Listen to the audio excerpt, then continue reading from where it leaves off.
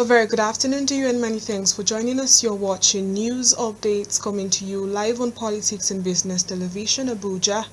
I am Bulus Joanna Ray. And on the news at this hour, the Minister of Finance and Coordinating Minister of the Economy, Wale Edun, has announced that a forensic audit of the Nigerian National Petroleum Company Limited will begin soon. Edun revealed this at the ongoing Nigerian Investor Forum held alongside the IMF and World Bank spring meetings in Washington, D.C. The minister explained that the recent changes in the NNPCL management are part of a broader effort by the Nigerian federal government to clean up and examine the company closely. While addressing top global investors, including representatives from JP Morgan, he shared key reforms the government has introduced to revive the economy and restore investor confidence.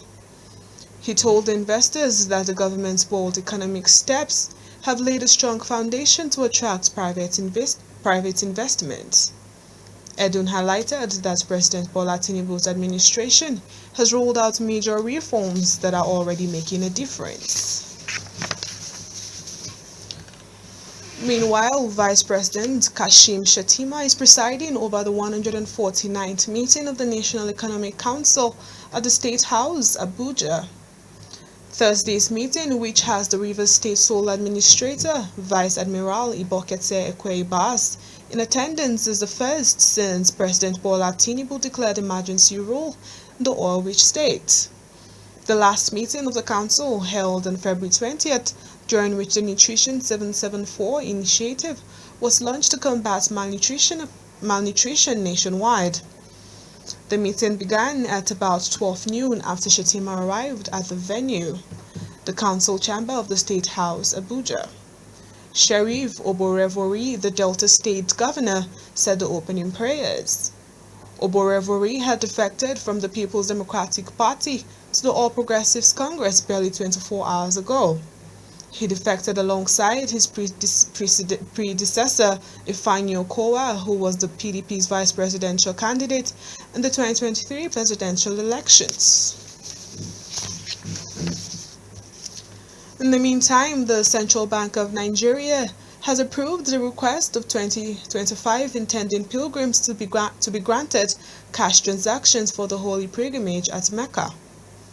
This followed the intervention of Vice President Kashim Shettima, who appealed to President Bola Tinubu on behalf of the over 40,000 pilgrims through the National Hajj Commission for Nigeria on Thursday.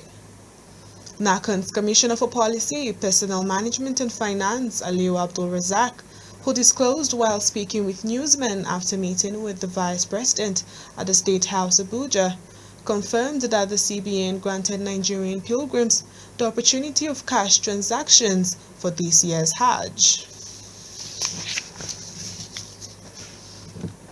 Non-business matters, the federal government agency, the National Agency for Science and Engineering Infrastructure, has decried the low patronage of Nigerian-made products by Nigerians.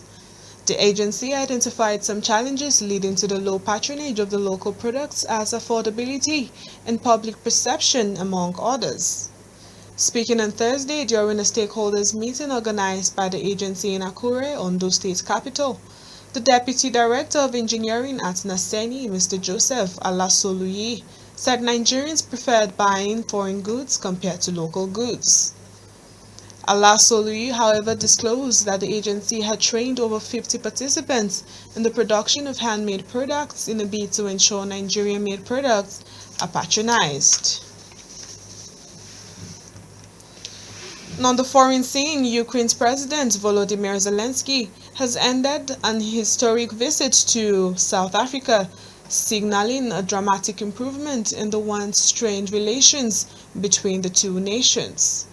The visit marks a diplomatic breakthrough for the Ukrainian leader in his efforts to counter Russia's strong and growing influence in Africa. The South African leader said the visit had reaffirmed the bonds between the two nations, pointing out that Zelensky's visit was the first in 33 years by a Ukrainian head of state. Apart from a brief stopover in Cape Verde in 2023 while flying to Argentina, this was also Zelensky's first visit to Africa since he became Ukraine's president in 2019. Well, that'll be all for now. Many thanks for joining us. I am Bulus Joanna Ray. Do have a wonderful day. Bye.